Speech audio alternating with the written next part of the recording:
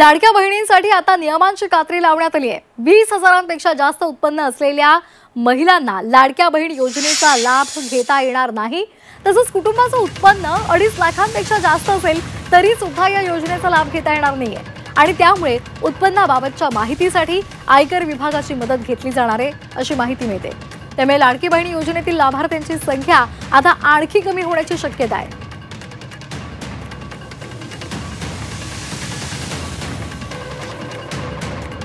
म्हणजे आमच्या शेतकाम करणारी महिला, खुरपणीला जाणारी महिला किंवा आमची झाडू पोतना करणारी महिला, धुणं भांडी करणारी महिला किंवा काही घरात नवरा बायको दोघंही जर नोकरीला असले तर या घरात जाऊन स्वयंपाक करणं, पुढच्या घरात जाऊन स्वयंपाक नाही का करतात काही महिला, अशा महिला किंवा आमच्या झोपडपट्टीमध्ये राहणाऱ्या गरीब महिला किंवा दिवसभर काहीतरी भाजी घ्यायची, संध्याकाळपर्यंत विकायची आणि मग चूल पेटवायची, तिला फार कमी तसं तिचं उत्पन्न असतं, ह्या भगिनी वर्गाच्या करता ती लाडकी बहीण योजना आणलेली होती।